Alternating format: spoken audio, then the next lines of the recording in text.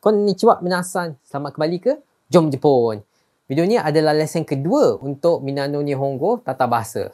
Yes. So, siapa yang belum lagi tengok video kosakata lesen kedua, saya galakkan tengok video tu dulu sebab banyak perkataan kat kelas tu akan diguna dalam lesen ni. Right, so tanpa membuang masa lagi, Jom Jepun.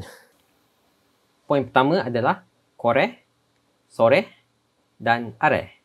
Seperti apa yang kita telah bincangkan dari video sebelum ni, kore bermaksud ini. Sore itu untuk objek dekat.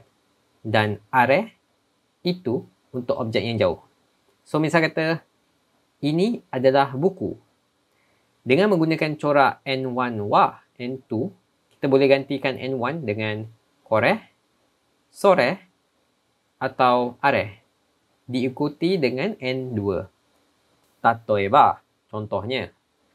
Kore wa hon desu. Kore wa hon desu.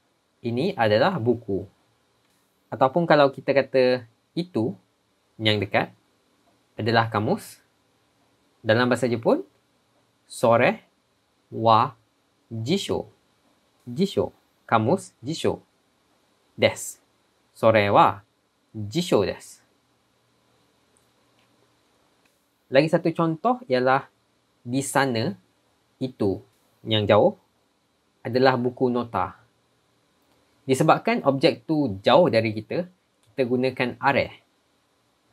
Are wa noto desu. Itu adalah buku nota. Are wa noto desu. Kalau kawan-kawan masih ingat, lesen tata bahasa pertama, kita boleh menukarkan ayat kepada soalan hanya dengan menambah ka di penghujung ayat. Contohnya, adakah ini buku? Kore wa hon desu ka? Kore wa hon desu ka? Adakah itu kamus? Kalau objek tu dekat, sore wa jisho desu ka? Sore wa jisho desu ka? Adakah itu buku nota kat sana? Kalau objek tu jauh. Are wa noto desu ka? Sekarang kita cuba guna kata soal pula dalam ayat ni. Apa ini? Apa itu? Apa itu kat sana? So kat sini, kita padam dulu perkataan buku, kamus dan buku nota dan gantikan N2 dengan nan. Kore wa nan desu ka? Apa ini? Sore wa nan desu ka? Apa itu? Are wa nan desu ka? Apa kat sana? Kalau nak lebih casual, kita boleh terus gantikan nan dengan nani dengan jatuhkan desu ka? So dia jadi kore wa nani? Sore wa nani? Are wa nani? Poin tata bahasa kedua adalah kono, diikuti dengan noun atau kata nama. Kono, sono, ano. Contohnya, payung ini kepunyaan saya. Kono kasa, payung ini, watashi no desu, kepunyaan saya. Watashi no bermaksud kepunyaan saya. So, kono kasa wa watashi no desu. Ini payung kepunyaan saya. Buku itu juga kepunyaan saya. Sono hon, buku itu. Sono hon mo. Mo maksudnya juga. Watashi no desu. Sono hon mo watashi no desu. Buku itu juga kepunyaan saya. Siapa orang itu? So, dia jadi ano hito. Ano hito ialah orang itu. Atau dia. Ano hito wa dare desu ka? Siapa dalam bahasa Jepun ialah dare. Ano hito wa dare desu ka? Siapa orang tu?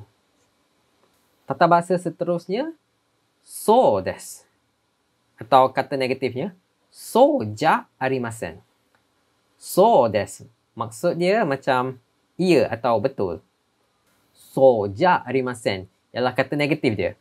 Bukan atau tidak.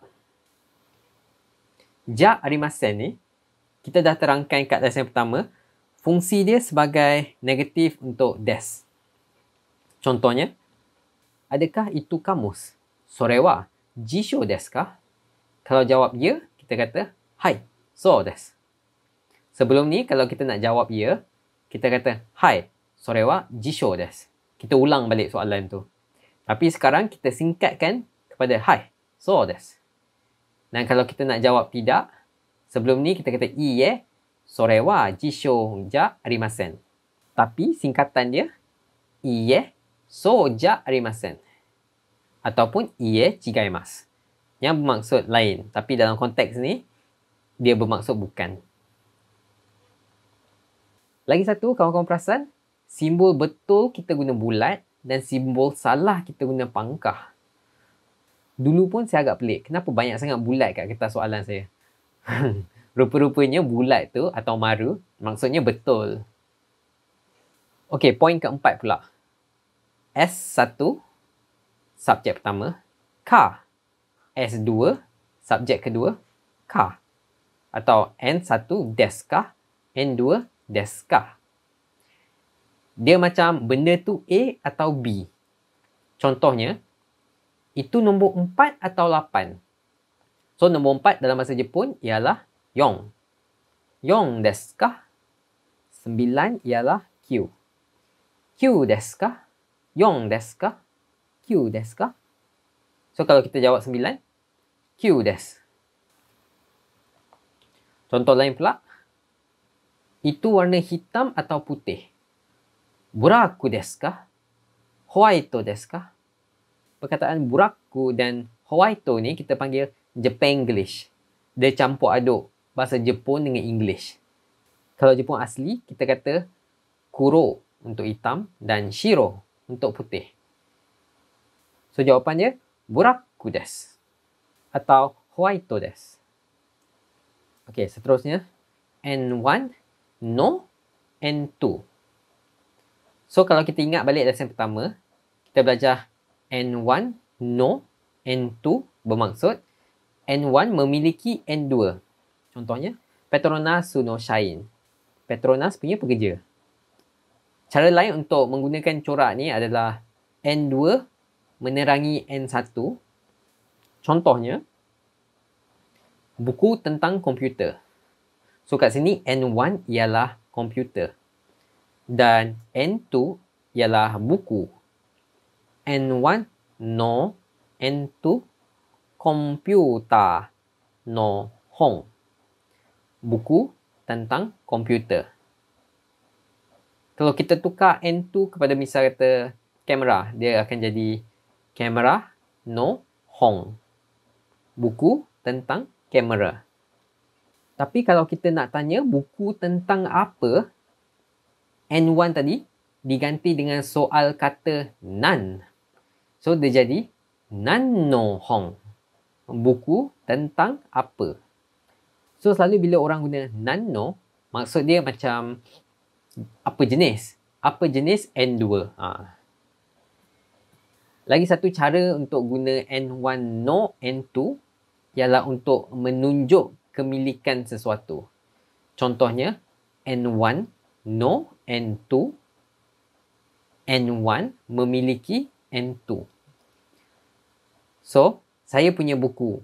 Kat sini buku ialah N2. N2. Dan saya ialah N1. Watashi no hon. Saya punya buku. Contoh lain, katakan Siti punya meja. Siti sang no meja dalam bahasa Jepun sukue.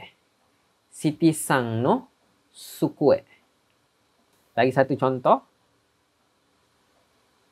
Ini saya punya buku tentang komputer. So, macam mana nak cakap ni? Kore wa saya punya. Watashi no buku tentang komputer. Ingat lagi tak? Kita baru je belajar tadi. Komputer no hon desu. Kore wa watashi no komputer no hong desu. Ini saya punya buku tentang komputer. Kadang-kadang N2 ni kita boleh jatuhkan supaya kita tak asyik ulang diri kita je. Misal kata itu beg siapa punya? So kita ingat N1 kita jadikan kata soal. So dia jadi arewa dare no siapa punya? Kabang bag desu ka? Arewa dare no kabang desu ka?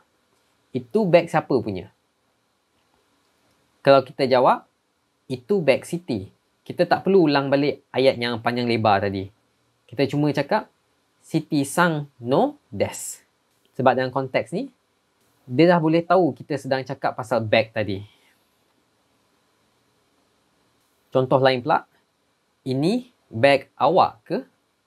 Kono kabang wa anata no desu ka? Kalau kita nak kata, tidak, iye, watashi no ja arimasen. Bukan saya punya. Tak perlu ulang kabang lagi. Tak perlu cakap bag lagi. Tetapi kita tak boleh jatuhkan N2 kalau N2 tu adalah seseorang. Contohnya, Henry ialah Petronas punya pekerja ke? Henry-san wa Petronasu no shain desu ka? Kalau kita jawab, hai, Petronasu no shain desu. Kita kat sini kita tak boleh jatuhkan N2 sebab shain itu adalah pekerja. Bermaksud dia tu adalah seseorang individu. Ataupun kalau nak singkatkan, kita boleh guna ayat hai, so desu. Tata bahasa yang terakhir kita akan belajar hari ini ialah so desu ka? Bermaksud ya ke? Ataupun ya ke? Benda ni dia sangat bergantung kepada tonasi. Contohnya, ini kopi awak ke? Kono kohi wa anata no desu ka? Bukan, Fifi punya. Iye, Fifi-san no desu. Lepas tu kita jawab balik. Oh, ya ke? So desu ka? Tonasi dia macam tu sikit. Contoh lain pula. Dia tu pelajar dari Universiti Malaya. Ano hito wa Maraya Daigaku no gakusei desu. Oh, ya ke? So desu ka? So, dari tonasi tu kita dapat tahu ini soalan ke, ini macam reaksi. So, dalam kelas tambahan hari ini, kita akan memperkenalkan nama-nama keluarga yang sering kita jumpa kat Jepun.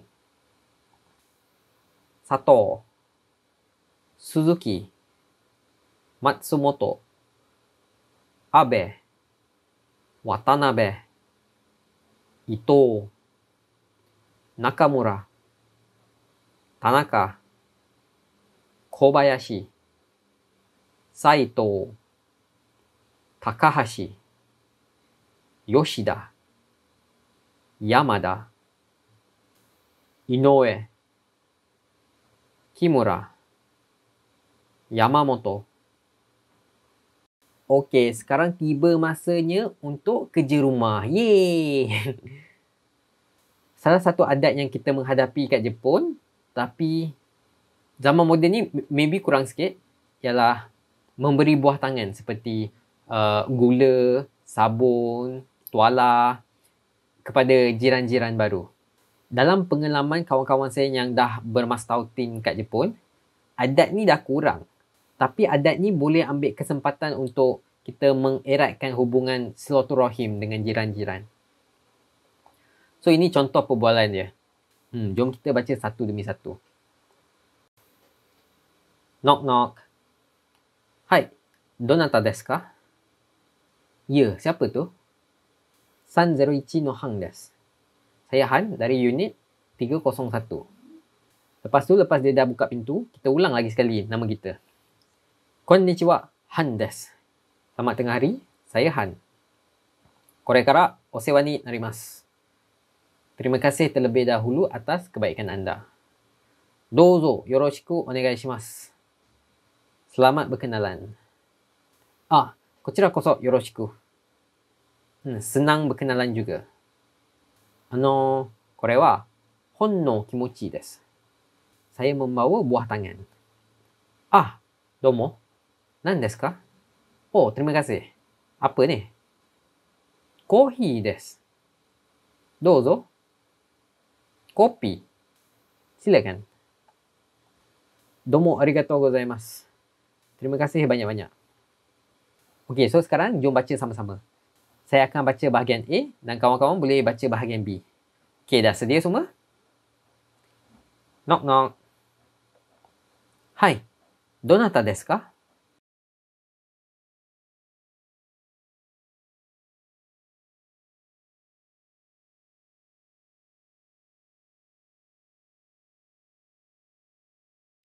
Kochira koso yoroshiku. Ah, domo. Nan desu ka? Domo arigatou gozaimasu. So, itulah saja untuk lesen kedua tata bahasa Minano Nihongo. So, kalau ada sebarang soalan atau perlu penjelasan yang lebih lanjut, sila tuliskan komen anda di bawah. Dan jangan lupa tekan butang like dan subscribe. Dan kita jumpa lagi di kelas yang akan datang. Hai, mite kudasatte arigatou gozaimashita. Hai, mata ne. Bye bye.